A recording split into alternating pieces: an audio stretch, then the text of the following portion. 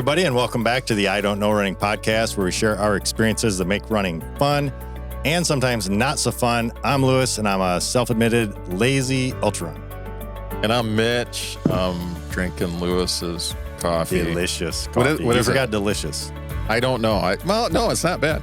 Okay, Not bad. good. It's McCafe. Nothing's changed. All right. Hey, It's not Folgers. That's The podcast started on Folgers. I know, and we go still way back. and we still don't have anybody donating coffee to us. I need like Black Rifle or somebody to give us. Right? Or I could talk to Caden, and maybe he could. They do their own?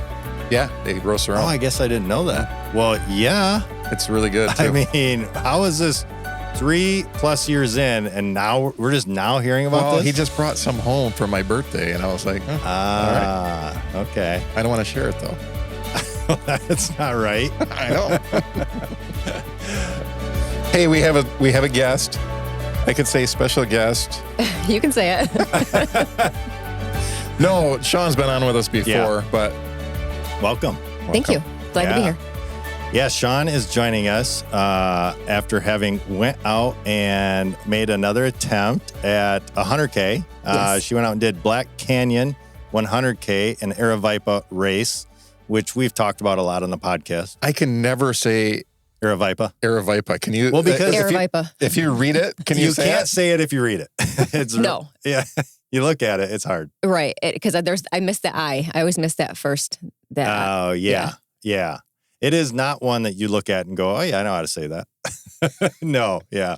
You just got to hear it a number of times. I only could say it because he said it. Yeah. It is an Aravaipa race, and we have talked about them on the podcast before. They do a really good job, and I have no doubt that we are going to get the same kind of report here. But let's back up a little bit before we dive into Black Canyon, and let's just talk about some of the stuff that you have done and the attempt at another 100K at Woodstock. Let's talk about that a little bit. Okay. Yeah. Well, I know you guys have talked about that on the podcast A little bit. Yeah. So I had attempted that. I don't remember when that was. Was it 2016? Because we both, that We were was doing my the 100 first. miler. That was my first attempt at a 100-miler. Yeah. 9 years ago. Oh my gosh. I think so. I think that was right. Been a while. So we had done a 50-miler to train for it. And the 50-miler went pretty good. Mm-hmm. And then did What the 50 miler? North Country. It went pretty good. It but went good for me. Okay. except for the fact that it rained the whole time. It was pouring rain. It was Oh. like shin deep water. Oh my gosh! Did you do that one too? Yeah, we did it together. We did side by side. Oh. I think she was questioning her decisions at one point. I was so scared running down the trail at one point because you didn't know if you couldn't see the trail. It was so much water. Yeah, so I didn't want to goodness. run in that necessarily because I was worried I'd trip and wipe out. So that was 16. I'm pretty sure it was 16. It seems like it. Yeah. And then, so then I believe that was the same year. Then you were going to do the 100 at Woodstock, and I was doing my first 100K. And the forecast for the race, of course, I'm kind Woodstock. of Woodstock. Yeah. I'm obsessed with weather.com. Uh-huh. So they were calling for rain at like 10 o'clock at night through the night. The race starts Friday at 2 o'clock. 4. It used to start at 2. Yeah. Actually, I think maybe it started at 4. Now it starts at 2. Now it's 2. Yeah. Oh, okay. Okay, Yeah. so it's 4 o'clock. Yep. So in my mind, I'm thinking of the 50 milers I've done, thinking, okay, I should be a few hours from being done. So it'll be morning, like not a big deal. If I get a little wet, it's going to be in the 50s. That's beautiful running weather, rain in 50s. What I wasn't planning on, it started raining probably around 10 o'clock that night, and it was windy. I was just that's what I was trying to. You were there. Yeah, I ran the 100 mile because that's what I'm trying to think. Was that part of the slam? 16? It could be. I think it is. I feel like it was because I feel like I was there when you were attempting, and that was one of the races that you were doing. So I'm pretty sure that was. Yep. So you ran through that, and you sucked it up, though. Yeah. Yeah. Well. Yeah. Being. What did you learn from that? What I learned was to be a little better prepared. I had a tent, like a screen tent where I had a bag with some dry clothes just in case. Problem was it was windy and rainy, so everything in that tent got soaking wet. I didn't have anything waterproof. Yeah, it was like a mesh sides, yes. right? Tent. Yep. Yeah. Yeah, so I went in to grab what I thought was a rain jacket. I learned it was not waterproof. Oh, no. But it didn't matter because it was soaking wet. Everything I had was wet. So by the time I started my last loop, I was just like teeth chattering cold. Well, and Jenna paced you, and my friend Jenna showed up to pace me, and she's a pretty speedy runner. Yeah. She showed up in a tank top and like short shorts. And so this is probably, I don't know, midnight, whatever. It was cold. And so she's like, we got to move. I'm getting cold. And I'm like, I can't even uncross my arms. My teeth are chattering. And I'm like, gosh. I can't move. By the time we got to the first aid station, so it's probably maybe 52 miles in, she's like, you're starting to freak me out because I was like shivering. Before you head onto the road. Yeah. Yeah, I could not stop shaking. And so we called it there. And that was what I learned. That was really frustrating because, for one, my car was parked right there. I could have had dry clothes in my car. Oh, at the aid station. At the aid station. At the main aid. Yeah, you do the loops. Yeah. So at the start of the loop, rather than have a tent, I could, lesson learned. Yeah. Dry clothes in my car. I was doing well enough, and they give you the cutoff there is like 30 Very hours. generous. It's crazy long. Yeah. So I could have easily like slept through the night, like waited for the sun to rise, changed my clothes. But at the moment, it's like, I can't do it. I'm done. Yeah, it's so hard in those moments. I think that's where experience comes in. A lot of experience comes in. Having experienced people around you comes in. Mm-hmm. I guarantee if you would have had like a Brian or a Mitch or an Ashley or even myself, who have went through those down moments, because number one, so my first takeaway, this is something that would have helped you in that moment was from Brian when he did his 100. He said the one thing that saved him in his first 100 was his rain jacket. It was 100% waterproof, and that saved him because without it, he would have froze. And so that was one thing I did right away. I bought a nice rain jacket. And spent the money. Money. And they're expensive. And said, you know what? This will be the jacket that saves me sometimes. And it did, actually, at Indiana Trail 100 that year, the same year. It was nasty. Now, it wasn't as cold. I will say that. I don't think it was as cold as it was at Woodstock that night. But anyway, all that to say, you came up 12 miles short there. Mm-hmm. Roughly. I think it's right around 4 miles. Yeah, and that's a bummer to do 52 miles and have a DNF after your name. Yeah. So that one hurt me for a little bit. Hurt you enough that fast forward, you didn't tell anybody that you were going out to Arizona other than a few people. Right. Yeah, exactly. I let it slip a couple times. But it's okay. But before that, we'd attempted another 100K pistol. Technically didn't get to a town. Right. We went through all the training, got to taper week, and we were injured. We were beat up and tired. It was like, just get to taper. We got to taper. And I think 3 days later, COVID happened. Yeah. So at that point, I'm like, I'm done. Like, I am just not meant to do 100K because I came out of that training. Like, I was injured. My Achilles, I paid for that for probably 2 years where I couldn't run. I'd run for a day and I couldn't run for 3 days. You know anything about that? A little bit about it. I know that she wasn't lying now. Yeah. I know. And he keeps telling me to suck it up. And I'm like, oh yeah. Yep. I'm paying for it now. Karma. Yeah. So yeah, fast forward, pistol, you don't get to do it, even though you train for it. Now, you guys did do something. You did like a 50K or something. I don't think I did. I was done. We didn't do that? No. But you and Brian and Jack and a bunch of people. Well, we did a bunch of impromptu. We did a bunch of impromptu marathons, just marathon distance. Got together and ran marathon distance just for something to do. Okay, I was sad for a while, so I didn't do much of anything. I imagine. But we talked about that though. That was probably one of the best training cycles for us, not from injury, but from just getting together and running and training together. Yeah. It was a lot of fun through all of that. And we put in a ton of miles. We were running a ton. We got together almost every Saturday and ran together. And Jack was with us. And I mean, it was just, I fell in East Grand Rapids at one time on that. Because on the sidewalk. I missed the bump. Yep. It was a tour driveway and it had like a hump. And I hit that thing and Towards the end of a long run, nothing worse than going down. Oh, yeah. It feels great. I think I cracked some ribs. It was just like. No. It was fun. We had fun. We had fun training. It was a lot of fun. It was a lot of fun. No, but being together and doing all that was great. And then COVID happened. And I think that's what helped be done is you weren't supposed to get together. You weren't supposed to do any of that stuff. And it was just like, everything was done. Yeah.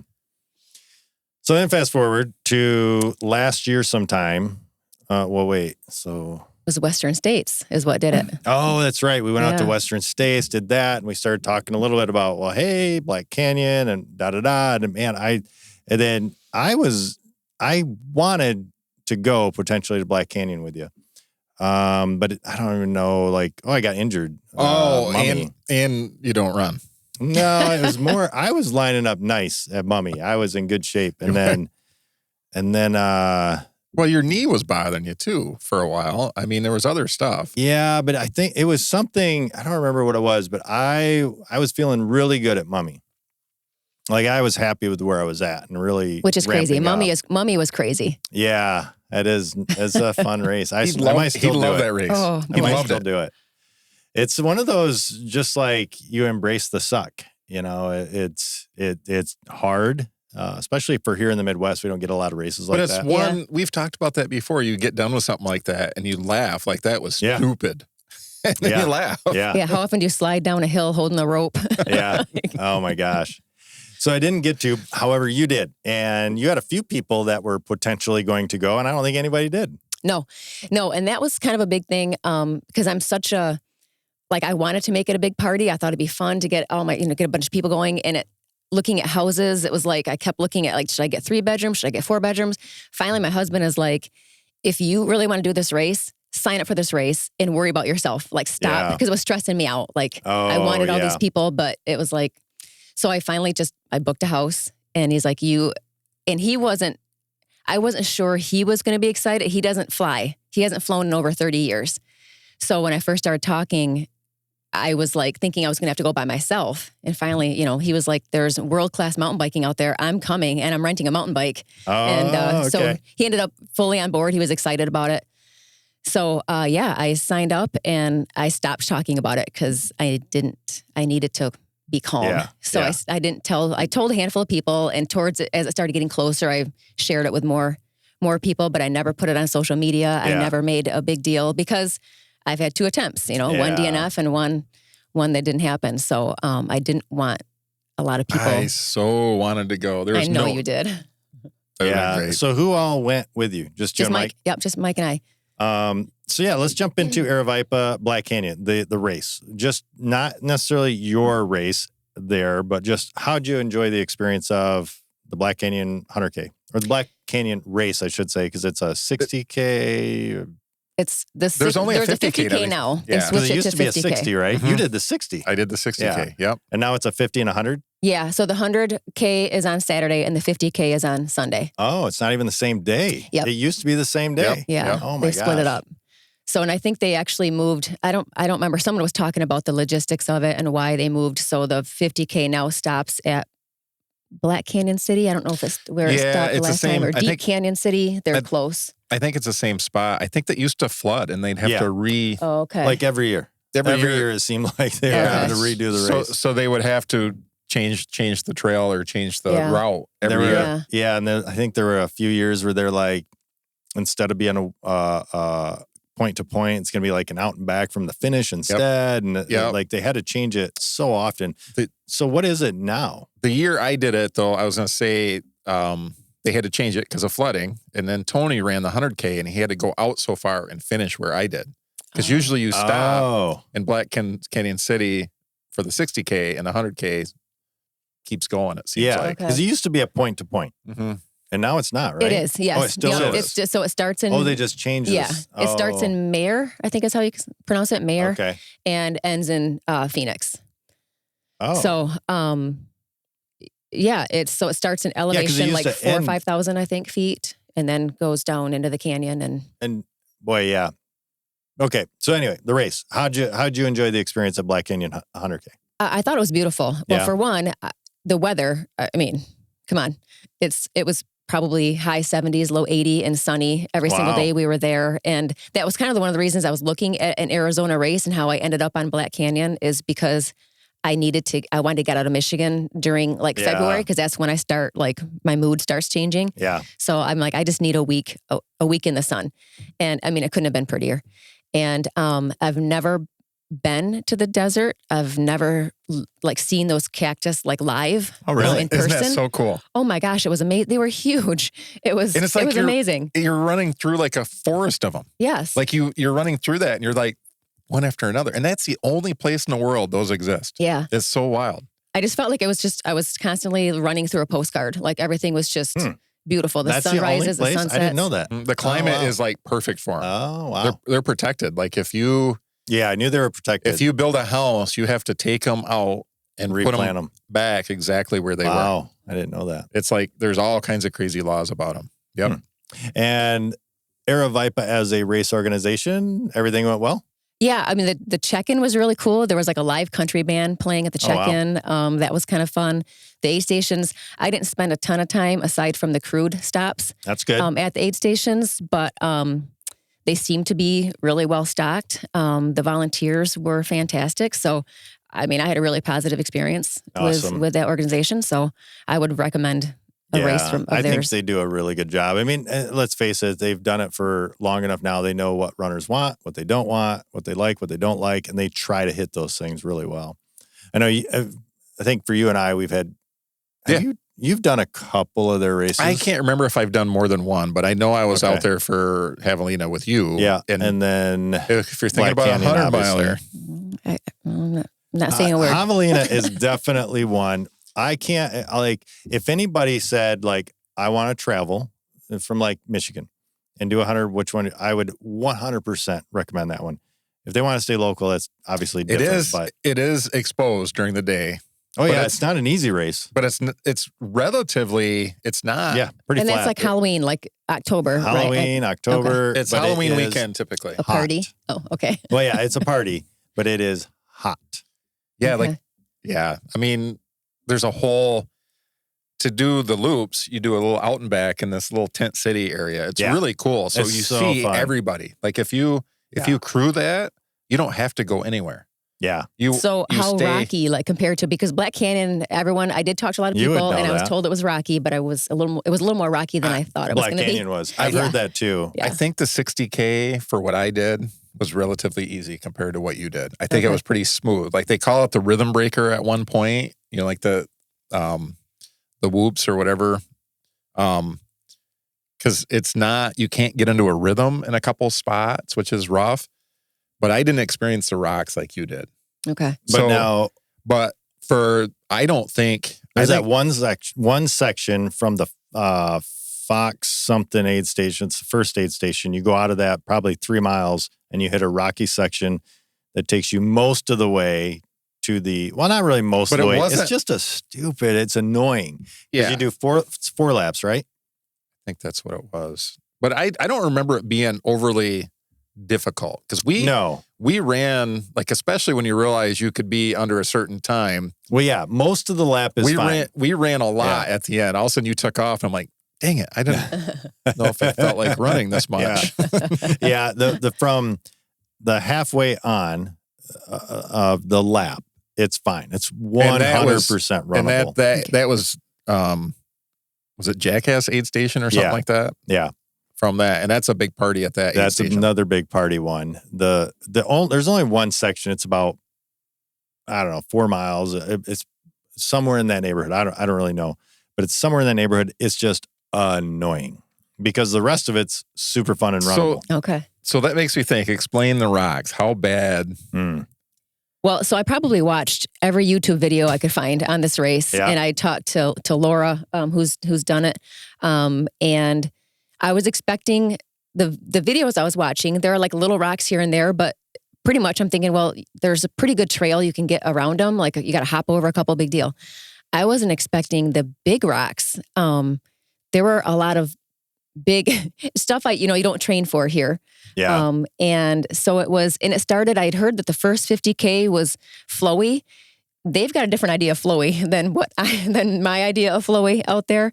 It was nice. A lot of it was runnable, but it was still a lot of up and down. I'd heard that it was fast. And it was definitely faster than the second half, but I didn't think it was, I don't know. It was tougher than I had expected it to be. Really? We've talked about that. It is hard. It's hard to train for a race in this area and go out west. And obviously it's all relative because I do know someone from here who did it and she smoked the course. Like she did amazing, but she's also 30 years younger than me. Yeah, but that helps. But coming from heat, and it was hard. It was a little harder training in the winter. I had a couple of friends like Karen, like it's going to be hard to train for the winter, but it's like we don't really have that. Like our winters aren't that big a deal. Yeah. Well, then winter came. Yeah. And we had a little bit tougher winter this year, so it was a little struggling to work on. Yeah, it was a little struggle to work on nutrition and things like that with the cold and the footing. So I didn't get the long runs, and that was on me. I just got grumpy. But the course itself, like I said, it was beautiful. I would probably do it again. It was just a gorgeous course. It just knowing now that it's a little more technical than I was prepared for because I'm not an experienced trail runner. So in my mind, it was going to be a little rockier than like a Yankee Springs. Okay. And a lot rockier. It was a lot rockier. Yeah, it is. There is definitely a difference to what you would label rocky here or out there. And the exposure. Like those, the cactus are really cool to see, but there's no cover. You're not getting any shade. No. So even if it's 70 and it's beautiful, it's still hot for a run. Well, there were also the videos that I'd watched. I was prepared for all these river crossings because they were supposed to be like really fast. Some of them were really fast and pretty deep. It was so dry. Out of the maybe 4 or 5 river crossings, there were 2 of them that had water, but there were rocks that you could step on. Like you never got your feet wet. The big water crossings that I'd seen videos of, completely dry, just sand, like beach sand. It was a little crazy. So it was like good. It would have been nice to maybe dip your shirt or your hat in some water, but it was also like, I also don't have to run with wet feet, so I'll take it. Yeah. That's one thing is it's interesting out there is you think, well, running with wet feet.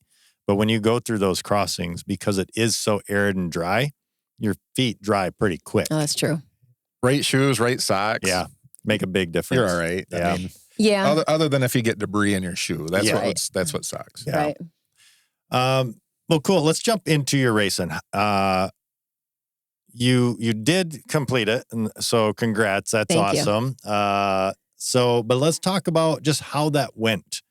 I don't know, and if you can break it up into whatever sections you want. But let's start with just the first 20 miles or so. Yep. Like, how'd things go? Yeah, so the first 20 miles, I'll break it up. There were 3 aid stations that I could see my crew. So, which my crew was my husband, and then I had a couple of friends, Jody and her husband Jeff, came up from Nevada. Oh, cool! And they were there, so that was fantastic to see friendly faces. And then Steve and Deb Webster, they showed up. They used to own Striders. Oh, cool. Yeah. So, Erin, their daughter, is the one who coached me. She worked my plan and we worked together. Oh, nice.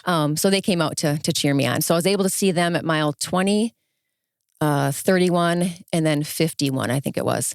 So other than that, you couldn't see people, your crew. So, I came into mile 20, and again, it was the flowy, faster section, and I was feeling really good. I had printed out, kind of a goal. I didn't really know, you want to set a goal, but without ever doing it or being in the area, I had no idea what to set. So in talking to like Laura and a couple people, I thought, well, Laura did it in like 14:20. She's pretty strong. So maybe 15 and a half for me. Yeah. So I printed out a schedule of where I wanted to be at the 20-mile mark to see if I was on pace. And I was probably ahead of pace like 40 minutes. So I thought, okay, but I'm feeling good. Felt great. Saw my crew, thumbs up. Everything's awesome.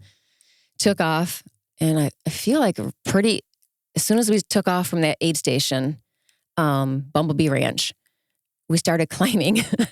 And so by the time I got to the 50K point, which was Deep Canyon, I was not feeling so great. I was dehydrated. I wasn't drinking like I should have. Yep. Because you don't think about it because you're not really sweating. But I wasn't able to eat like I thought I would. I had a great plan of taking gels like every 45 minutes for the first 50K and then switching to like real food. Yeah. I probably should have switched that up a little bit because my stomach after the 50K, I could not take in any food.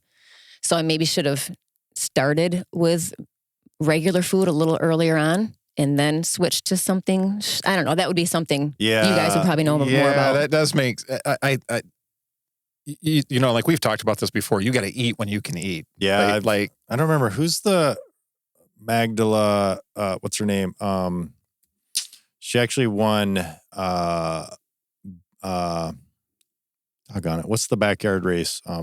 What's his name? Big's Backyard. Big's Backyard. She won that one year. Magdala. What's her name? I can't think of it right now. Anyway, she one of the things I took away. She's obviously a very good ultra runner. Elite level wins race. She's won Western States like twice or something like that. But anyway, one of the things I took away from her was she said, eat as early and as often as you can. So right out of the gate. So don't even worry. First aid station. Like you would think about running a marathon, like, oh, I have a gel every 45 minutes. You should probably eat more in an ultra. Yeah. Like it's and not early. Early because in a marathon, it's okay if you run out of nutrition. You're just trying to get that energy boost, but you got to set up for the day. It's so different. And that's something that I've never been good at because I'll do a marathon with nothing. Oh, me too. So going into this, I knew I needed to work on nutrition because that's something that I don't normally do. So, but again, being cold, you know, when your nozzle freezes and all of a sudden, you know, you're not drinking. I never wanted to stop, take gloves off. So I didn't do training well for nutrition. So it came back at the 50K mark. I was like, I came up to my crew and I was like, yeah, I'm not good. So Mike's like, just sit here for a minute, try to eat something. And I think I had a pierogi. And I was like, that's good. One pierogi. And I'm like, no more. Like, how many calories is one pierogi? I was going to ask the same thing. Like 50? Not even? Oh. Not enough. I think I had one potato chip and one pierogi. And, but I grabbed all my snacks. You know, I brought some fun candy that I love. So I grabbed all that stuff and I'm like, I had an ice bandana from Western that we got from Hoka. So we filled that up and took off. And in my mind, I thought after doing a few 50s, I'm going to try to run at least to the 50K or to the 50-mile mark. Yeah. And then I'll start doing my hiking and whatever. I was walking about mile 32. So that was like, you know, my plan kind of fell apart. Well, the difference training in this weather, not practicing what to eat because it's difficult in the weather. Yeah.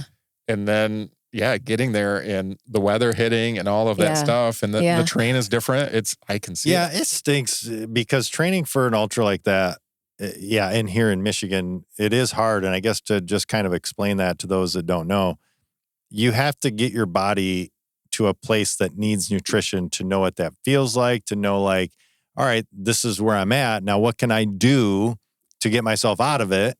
And that is part of training. Now, you don't necessarily, the goal isn't to get there, but you're going to get there sometimes. You're going to get there in a race because for whatever reason, things change in a race. And you have to know how to deal with those things. And that is one of the things that it's so funny to hear you say nutrition because every ultra runner, that's what they struggle with. Yeah. Is nutrition. Just getting food down. Like what actually sits good in my stomach. That's that was one of the things I was excited about. Like, ultra runners, all they talk about is how much they can eat. So I'm like, I'm eating. And I think I came back, I finished with all the snacks I grabbed at the 50K. I couldn't eat. Yeah.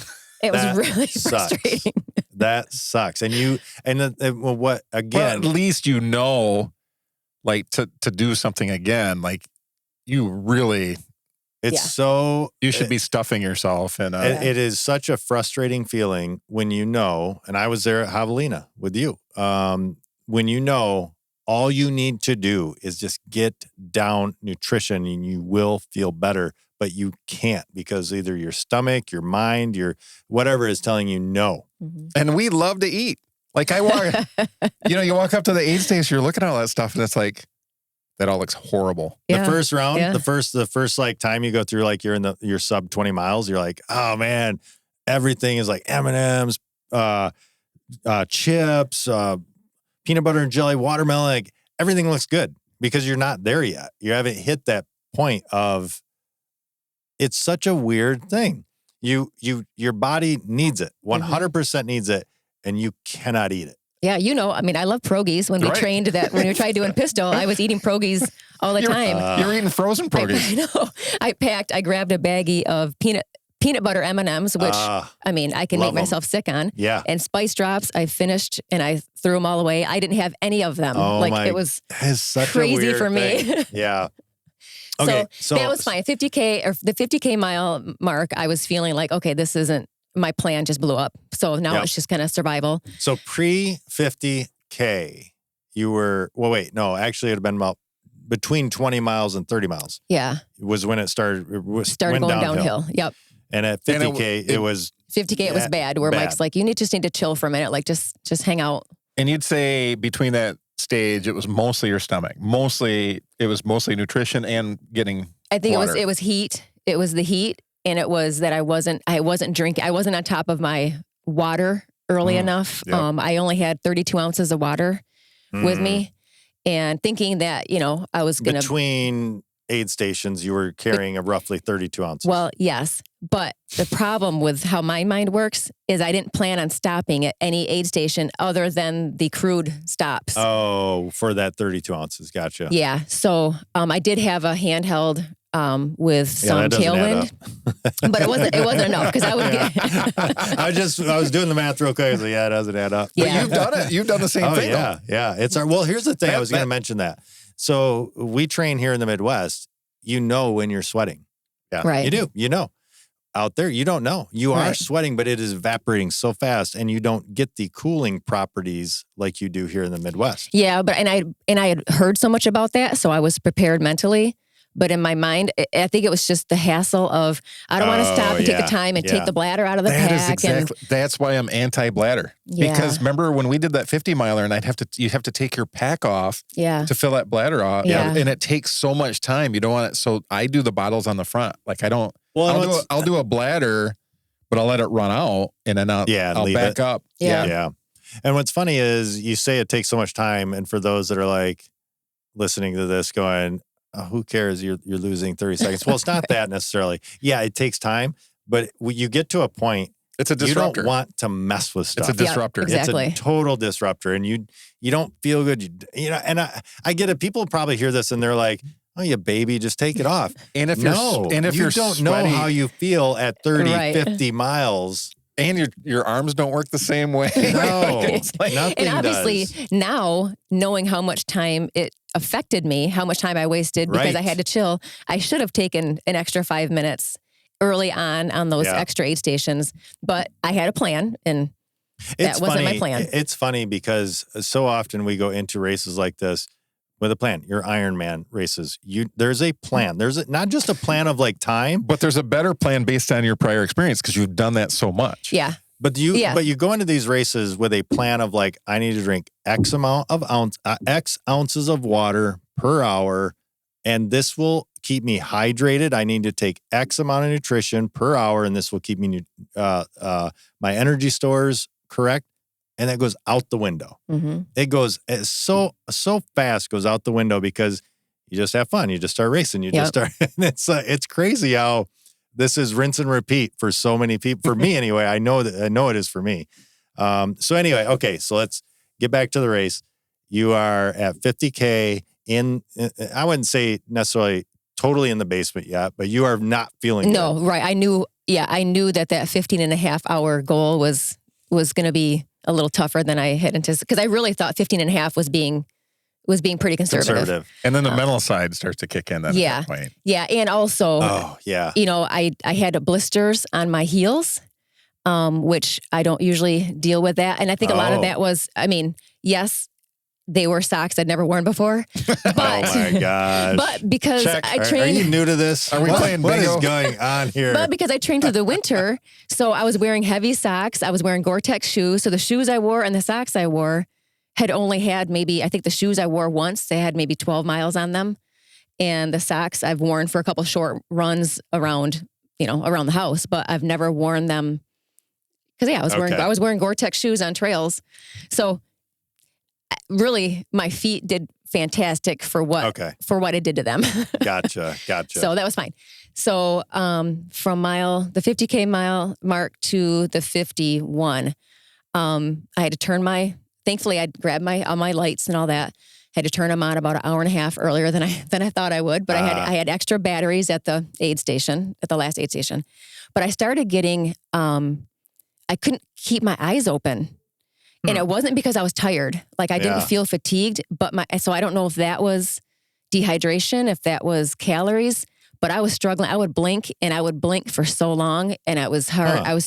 And I've had that before on the bike at Ironman or like on long, like 200 mile, like long races. I don't know if it's caffeine. I don't know what it is that happens to me, but I was getting a little nervous because I'm in the dark. I'm on a trail and out there, if you trip, it's going to hurt. Yeah. We talked about that at Javelina. Yeah. Like, don't go off the trail. It'll try to kill you. There's more than just plants. They'll try and get you to Aside from the cactus, like there were some big drop-offs. There were like big rocks. So I was a little concerned. I was really happy to get to the last aid station, the last crew stop, because I had talked to Jeff at the 50K, and bless his heart, he had said, I'd kind of talked to them earlier on that I really wanted to do it by myself. Yeah. But I said, just be ready because I've never done this, whatever. So I get to the 50K mark and I was like, Jeff, I think I'm going to need you at the 52. And he's like, I already got my bib and I already signed the waiver. So I'm like, oh my gosh, like that was such a relief. Yeah. So when I got to the 51 mile, I tried to eat again. I was getting nauseous. I thought I was going to throw up. So I had to kind of chill for a minute. And prior to that, you had your headlamp on, right? Yep. Yeah. That headlamp messes. I hate headlamps. Yeah, it's hard. They make me nauseous. Like the movement and all that, it really messes up and it's tight. Oh, but I had my Kagawa. Oh, okay. I had my waist one. Okay, so that's good. Yeah. But headlamps. And I think it's any running at night is hard. There is a certain amount of getting used to that movement. It's different than running during the day. Yeah, I probably should have done a little bit more night running. But I think that helps. I think the mental side to know that you had somebody picking you up. It's just I have to get to that point. It was huge because never once, like as nauseous as I was, and I just felt just crappy, and my feet hurt, and I knew I wasn't going to hit my goal. But then I thought, well, the next goal is 17 hours because that's a Western State qualifier. Not that I want to do Western States, but I want to qualify. So that was my next goal. Okay. But I started seeing, do you do runner's math? And I was kind of, that was a struggle. And math is hard. I think runner's math is like kindergarten level. It's terrible. It is not good. It's bad. I think the only one that's good at it is Brian. Yeah, Brian knows where he is. On it. Yeah, he knows where he is at all times. Yeah. Okay. Yep. Yeah, I was not doing good with my math because I still thought when I got to the 52 or 51, I thought I'm gonna make it. Like I can maybe do 16 and a half as long as I'm doing like 15, 18 minute pace, whatever. And finally, at one point, Jeff's like, "We're not gonna make it." But so we picked Jeff up and we take off, and it's a lot of shuffling, just walking, whatever. Yeah. And it was still there was still a lot of up and down. And it's just like sharp down, sharp up, rocks. And he had poles with him that he wasn't using them, but he's like, do you want to use my poles? Because I probably rolled my ankle and tripped a couple dozen times. Like it was just a mess. So I started using his poles, which were a lifesaver because I would trip and they would save me. Oh, nice. So those are fantastic. To use them, to practice with them or, train with them makes a big difference too. But man, they can be a lifesaver. They were great because I was able to actually run a little bit. So I would start running a little bit and he's like, awesome, here we go. And then we'd hit a downhill. I'm like, I got to walk. And he would grab, I didn't know this, but he'd grab some chomps, like some goo, those chews or whatever. Yeah. So he's like, do you want to try some of these? And I'm like, I'll try it. And I think I ate the whole bag. And they're surprisingly, those things actually do pretty well. Like I've ran into that too, where those actually worked. Yeah. For some reason, I don't know what it is, the texture, the feel, the something about them allows you to be able to take them down. Yeah. Like they're hard in a marathon because you're running. Yeah. But if you can walk and eat those, it's something that's actually like you're chewing something. Yeah. Yeah. Well, it stopped that long blink that I was dealing with, like the tired, like that kind. He's like, "Are you still feeling really tired?" And I'm like, "Oh no, like I feel fine." They have caffeine in them? I think they did. Yeah. I don't know, they're the watermelon ones, but they were amazing. So we did that, and it's a coupless race, which I had never done before. Yeah. So, but again, working up to it, I thought, well, I'm going to have a handheld, so I'll just use that. Yeah. But same thing, it's like, well, I don't want to like carry a bunch of Coke and shake that around. So the last volunteer at the 51-mile station, or was the one after that, she was great. She's like, I have an extra cup. She's like, let me sneak it for you. Yeah. So I was able to drink some Coke. I have done that though. I filled up my bottle with Coke and then. Have you? Oh yeah. Coke's a lifesaver. Yeah. Man, that is another one. It tastes so good, and it's got caffeine, obviously. I've sat there at aid stations and just like refill. Yeah.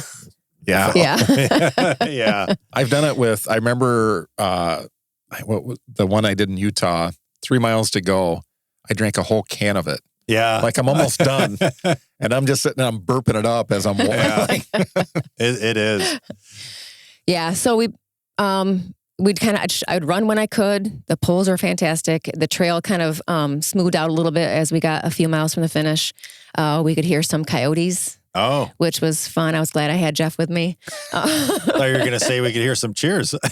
No. Both will get you going. Coyotes and cheers. Yes. We'll get you moving. I don't remember a lot about the finish. I think just because my mind, like, I do remember hearing my name. I remember hearing, like, from the announcer. I remember hearing and seeing Mike. And then I finished, saw Jody, gave her and my husband a hug, and gave Jeff a hug, thanked him millions of times. Yeah. And got on the bus at, like, I don't know, it just was a weird, as much pain as I was in, I never didn't think I was going to do it. Oh, which, nice. Thinking back is kind of crazy because... No, I think that's important. That's how you did finish though. Yeah. I never wanted to quit. I wanted it to be over, but I never thought about quitting, which... That's great. Yeah. So it's That's good, especially when you hit times that are where you're nauseous. That's my weakness, is when I get nauseous, man, I do not want to keep going. So yeah. I just want to throw this in for your next one. I do have a couple sets of trekking poles. Like Javelina. Well, I think now knowing, doing your first one, it's like, can my body take it? Like I've, had Achilles issues since pistol training. Like they always flare up. I didn't have any issues with that Nice. until I sat on the bus and then tried to get up. So wait, the bus piece. Hang on. So why'd you ride the bus back? Well, because it's point to point. Yeah. And then, I'm sorry. They don't allow parking at it's a trailhead is where it finishes. So you have to park. I think it's like a mall or something. And then your spectators and crew take a bus to the trailhead. And then we had to take a trailhead back to the car. Yeah. So I took a bus back to So the... it finishes close to about the same spot as it used to, I think. I bet. Because it used to be same thing. I'm gonna have to look it up because is it Emery Henderson Trailhead? That seems familiar. For the 60K, I was able to park. We parked at the finish line where I finished. What was Black Canyon or Deep Canyon or one of those? Yeah, I remember there was a pie place that was close by. Oh, I think that's Black Canyon. Yeah. And I went and bought a pie. Okay.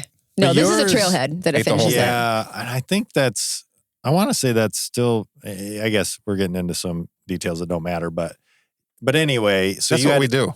Yeah, you have a tendency to do that. So you had to take a bus. Well, you and your crew had to take Mike a bus. and Jody and Jeff. Yep. Back to vehicles. Yes. Essentially. Yes. It's at a mall, like across the highway. Yeah. Yeah, it is the same spot then. Yep. I'm sure. Yep.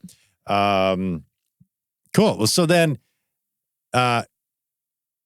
does anything stand out to you that you haven't really like said like here? Like, is there anything like?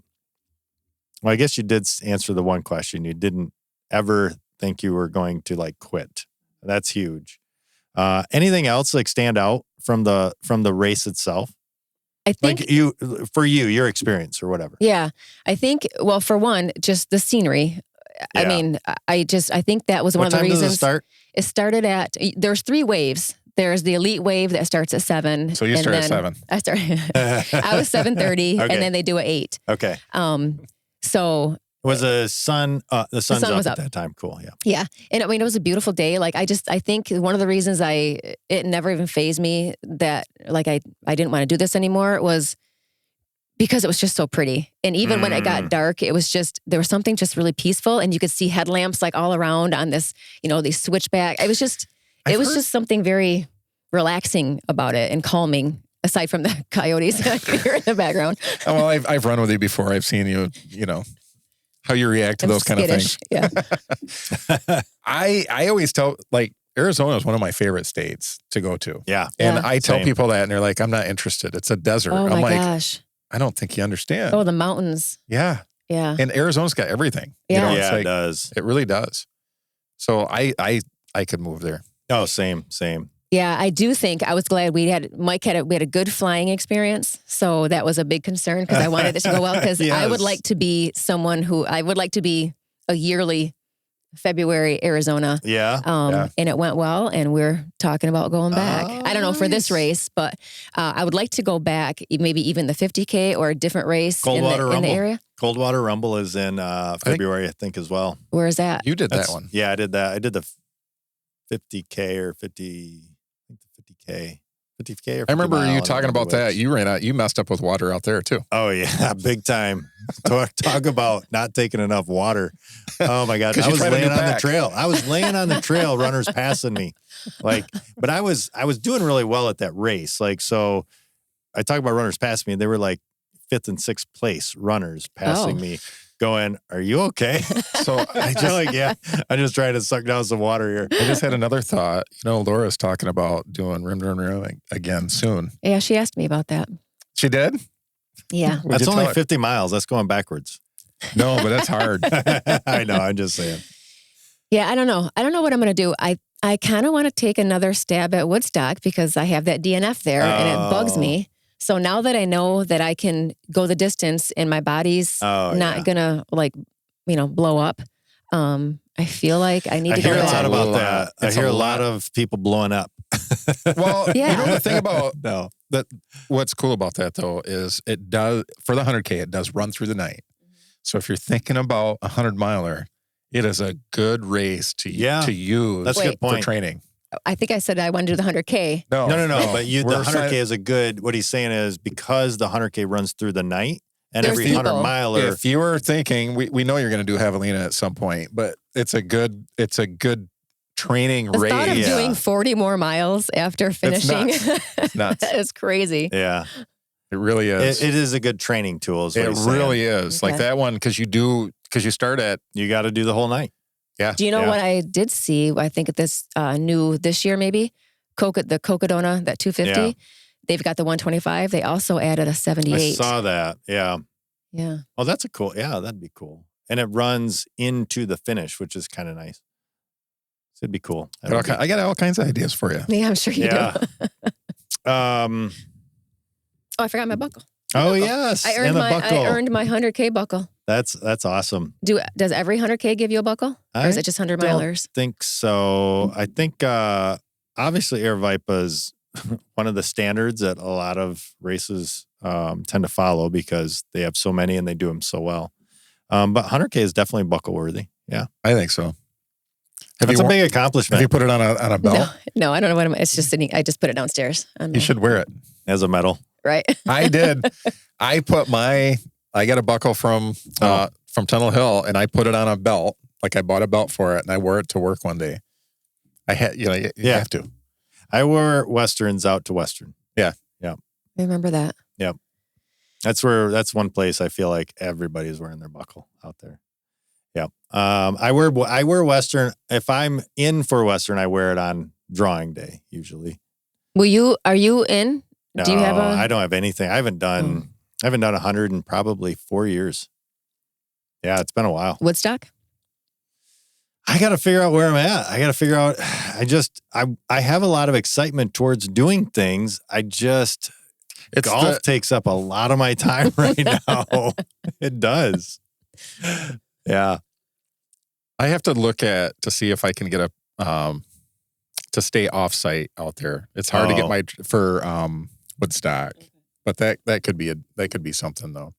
Yeah, I don't know. I'm not sure I'm done. I've been talking to Nicole about this too. Is like, man, if I'm going to do stuff, I want to do it. I want to get it going again. So, but races like the Mummy excite me. I mean, they're just fun races. So yeah, I don't know. I don't know where I'm at, but I don't think I'm going to do Western again. Like if I were to start doing hundreds again, I love the race. It's an amazing race. I just don't know if I have the desire to do it. Way Too Cool 50K is out there. It's on some of the course. True. Yeah, races like that I think would be fun. I think the Memorial Day run they do out there for Western, I think is an amazing experience for people to go and do it. Experience most of the course and not have to get into Western. So was it the Canyons? Is that one that's out there? Oh, yeah. That's one that Laura was talking about. Is that 100K also? I think, is that on the course also? Yeah. It's a lot of the course, yeah. Cool. Yep. What's it called? Just Canyons? Canyons. That'd be cool. I think any time you can experience that race course, I think it's a good race. I think that's what this race did for me is obviously, I've done a lot of, biking. We've done bike tours and all that. Yeah. But seeing Arizona, like seeing 60 miles of Arizona like that, it was just, I don't know, it was just kind of eye-opening. It was beautiful. And it does make me want to do more of these trail things in different areas because, how often do you get to see? What's the Bryce? Is it Bryce? What's the one you did in Utah? That was Bryce Canyon. Bryce Canyon. Canyon. That's got to be up there on one of the most beautiful. It was beautiful. Like I can show some videos of that. But oh my gosh, that is beautiful. But it was hard. I was shocked at how hard that was when and it was in the middle of COVID too. Because that was I was supposed to go and we didn't go. You were supposed to go, yeah. Oh. And then I took off and you kind of start going up in elevation. And I just remember it's like, my lungs are not ready for this. I end up walking way too early just to climb. And I'm like, this is hard. But there's a point where you're kind of, and we watched the videos for that, where it shows that part where you're kind of on a ridge and it drops on both sides. And I'm like, this is really cool. And I thought to myself exactly that. Normal people don't get to see this. Right. Like this is the only way you get to see this is on your 2 feet. Yeah. Like there's no other way to get to that. Yeah. And that's what goes through your mind when you're seeing that. It's like, this is how you experience that. Yeah. Yeah. I really thought I'd get this done and be like, okay, that's good. And mark that off. But it almost just made me more like, okay, where else can I go to see this scenery? That's awesome. Well, out there are boatloads of races. Oh yeah. The Phoenix area, the Phoenix surrounding, Arizona area, Colorado, like there are so many races out there. And Aravaipa puts on a ton. I think Aravaipa puts on like 50 races. I swear it's like, if you look at their website, it's a ton of races and they do a really good job.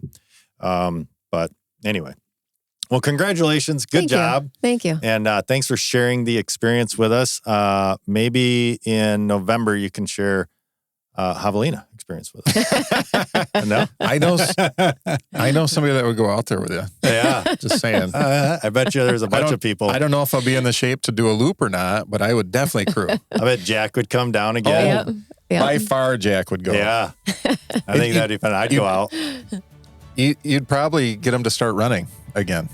Jack or me? Both. Yeah. Jack, I know Jack hasn't been running. I know he's been doing a lot of CrossFit. I'll see Jack in a couple months. He's going to start running because we're going to go out there to see him. Okay. Cool. So. Well, awesome. Yeah. Thank you for coming on to the podcast. And for those listening, go check out Aravaipa. Sign up for a race. Go out there to Arizona or wherever else they have. They have races actually throughout the United States. It's not just Arizona. Their races do sell out fast. Yeah. They do. Like I think Javelina is like 350 people in the 100 mile and it sells out. Oh, Javelina does have 100K too. Oh, okay. Well, that's interesting. Yeah. But it sounds like Woodstock may be on your list of things to do now. Just as far as PTO, that might be my choice by the time vacation is used up. Oh, yeah. Well, I know, that sucks. I need more time off. Me too. Go check out your local race. Go check out an Aravaipa race. Go check out a race. But that's going to wrap up this week's episode of the I Don't Know Running podcast. Be sure to tune in next time as we share more about what we just don't know. Until then, happy running.